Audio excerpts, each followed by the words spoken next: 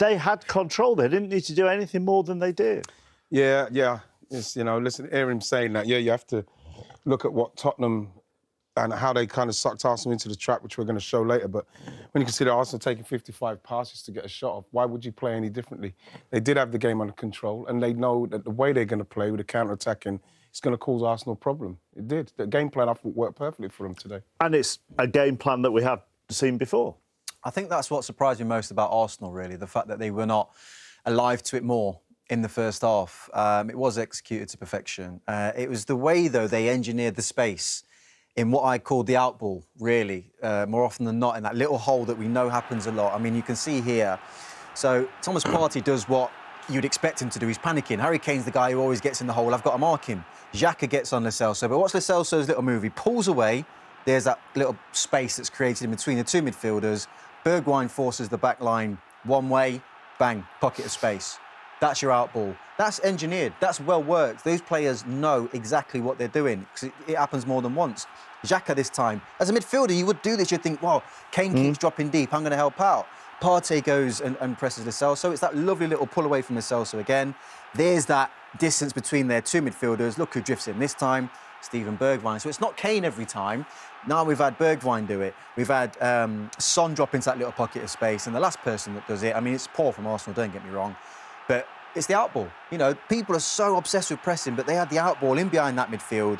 And any time these two link up, especially for this second goal, it causes problems. And it's drilled. It's drilled. This is something that is worked on, and they are clinical. Wrighty, obviously, being a striker would know just how clinical they are. But the second half's a different game. Set pieces, you just saw from Eric Dyer there, absolutely solid.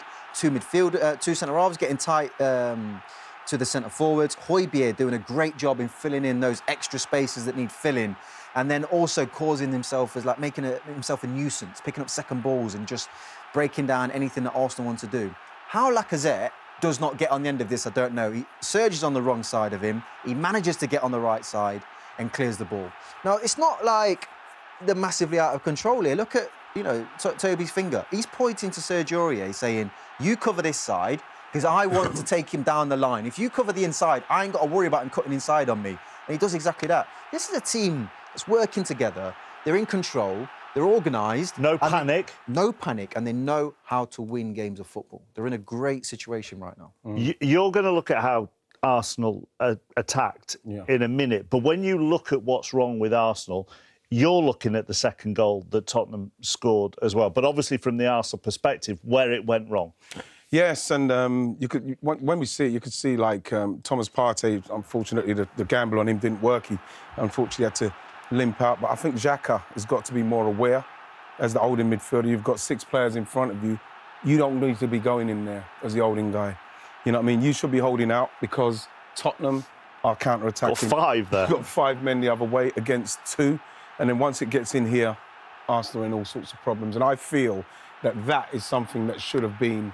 And nobody shouted to him. We didn't see Holding or Gabriel shout. No, they didn't shout to them. No, they didn't shout to him. But I do believe he's experienced enough to know that situation. And I feel that this is something what Arsenal have to do. Is that they're not taking chances on passing the ball into areas where they can then hurt the opposition. You look at their Xhaka, he's actually got nothing in front of him there. So they go to the side. When it comes back into him, again, you're looking, he's going to look in front. There's nothing. No one's coming in there. Yes, Højbjerg's in there, but you want someone to move him about so there's space can be created. Nothing. Ceballos, can he pass it in there?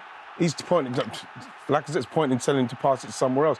Again, look, somebody can get into these holes. Yes, Højbjerg's in there.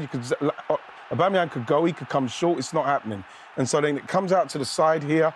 Again, in fact, you look at this one, I'm thinking, look at our forwards here. Something's got to happen because chances were created, just weren't clinical enough today. But that has got to change, the movement there. And once Kieran Tierney gets it here, you look at Lacazette, that's a massive hole for somebody to exploit there. I think that it was very comfortable for Tottenham. You know what I mean? I think we're lacking a little bit of confidence at the moment because, like I say, chances were made, but unfortunately we didn't take them.